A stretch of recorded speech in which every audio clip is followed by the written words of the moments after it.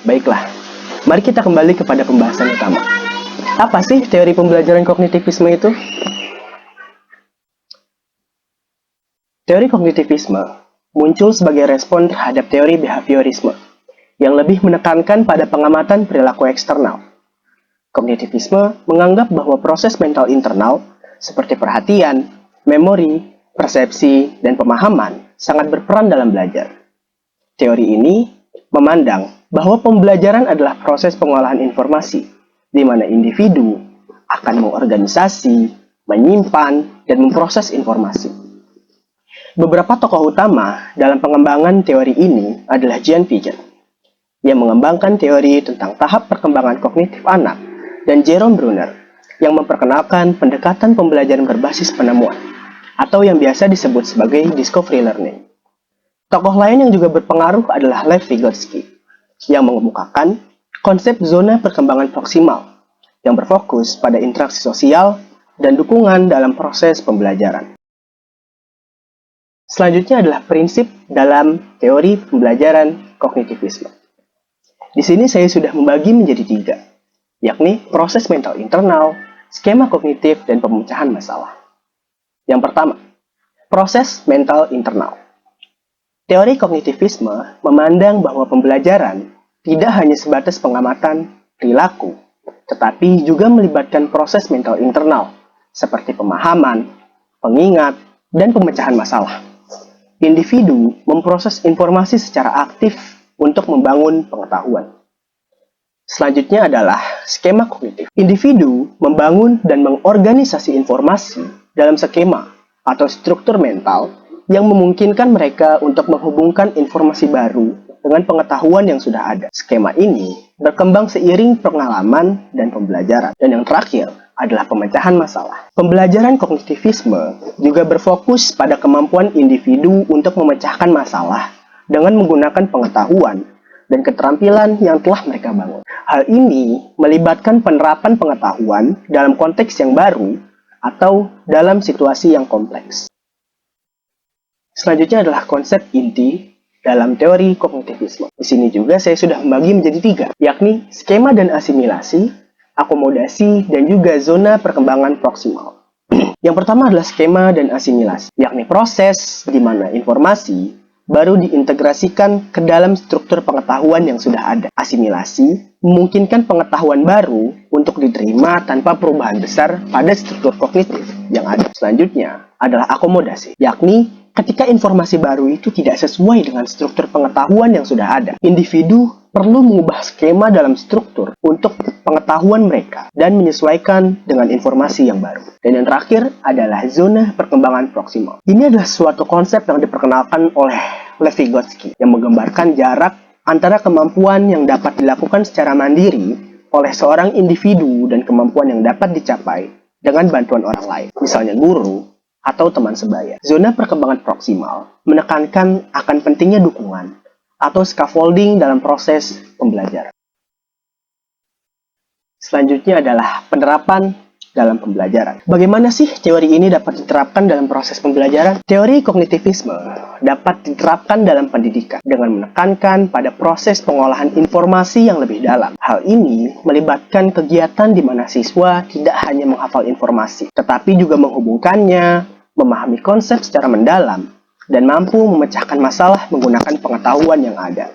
Proses belajar pun dapat diperkuat melalui strategi yang mengajak siswa untuk berpikir kritis dan refleks, serta berinteraksi dengan informasi dan pengalaman secara aktif.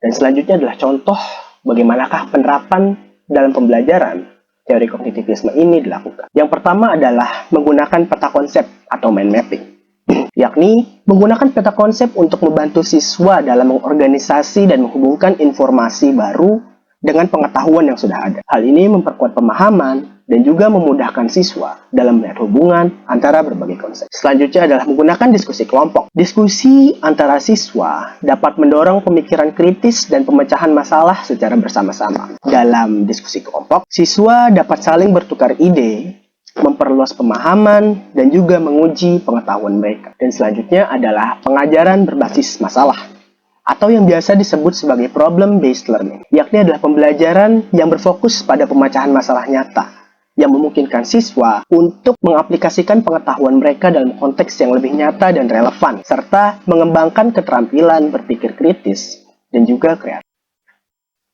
Dan selanjutnya adalah teknik atau strategi yang dapat digunakan untuk mengimplementasikan teori kognitivisme agar lebih efektif. Yang pertama adalah pembelajaran kooperatif. Di sini, siswa akan bekerja dalam kelompok kecil untuk memecahkan suatu masalah yang diberikan oleh guru atau menyelesaikan tugas bersama-sama yang mendorong interaksi antar sesama dan juga saling belajar. Pembelajaran ini pun memperkuat pengolahan informasi karena di sini siswa dapat saling menjelaskan dan memberi umpan balik secara selanjutnya adalah discovery learning. Siswa diberikan kesempatan untuk mengeksplorasi dan menemukan konsep atau prinsip-prinsip secara mandiri melalui melakukan berbagai eksperimen dan juga penelitian. Dengan menggunakan pendekatan ini akan menghasilkan ataupun mendorong penemuan pengetahuan secara aktif yang mana akan memperkuat pemahaman mendalam antara mereka.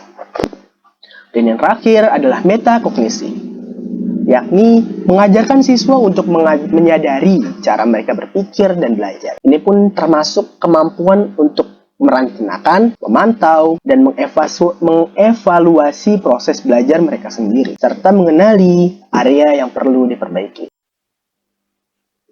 Selanjutnya adalah keunggulan dalam teori kognitivisme. Yang pertama, pemahaman yang mendalam atau peningkatan pemahaman mendalam. Teori kognitivisme mengutamakan pemahaman yang lebih mendalam, di mana siswa membangun pengetahuan melalui proses aktif yang melibatkan berbagai pengorganisasian informasi dan penemuan hubungan antar konsep. Yang kedua adalah peningkatan retensi atau retensi yang lebih baik.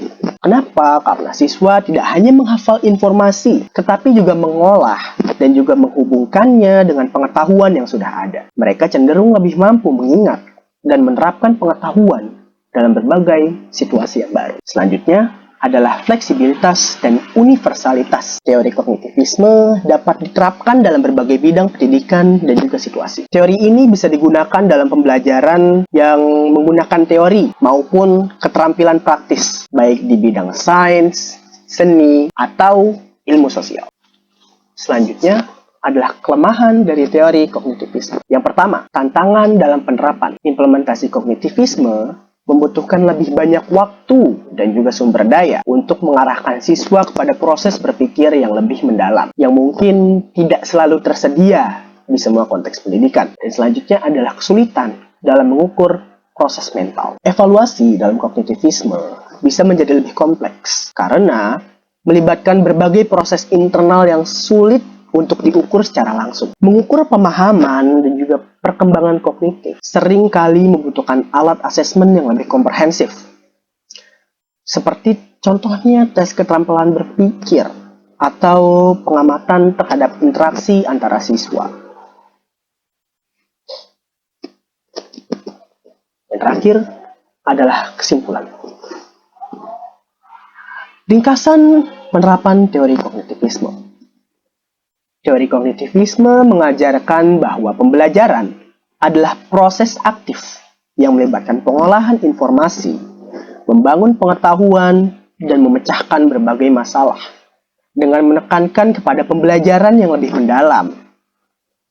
Teori ini mendorong siswa untuk lebih berpikir secara kritis, membangun hubungan antara pengetahuan baru dan yang sudah ada, serta memecahkan masalah yang lebih kompleks. Penggunaan teknik seperti peta konsep, diskusi kelompok, dan pembelajaran berbasis masalah dapat meningkatkan kualitas pembelajaran dan membantu siswa untuk mengembangkan keterampilan yang lebih baik. Dan selanjutnya adalah refleksi pribadi. Saya percaya bahwa kognitivisme memberikan pendekatan yang lebih mendalam dan berkelanjutan dalam pembelajaran. Dengan mengutamakan pemahaman dan penerapan pengetahuan, bukan hanya menghafal. Siswa dapat menjadi pembelajar yang lebih mandiri dan lebih siap untuk menghadapi tantangan yang lebih besar di dunia nyata. Metode seperti discovery learning dan pembelajaran berbasis masalah terbukti sangat efektif dalam membekali siswa dengan keterampilan yang dapat mereka gunakan dalam berbagai situasi hidup. Mungkin sekian dari presentasi saya mengenai teori pembelajaran kognitivisme. Mohon maaf apabila ada kesalahan, dan wassalamualaikum warahmatullahi wabarakatuh.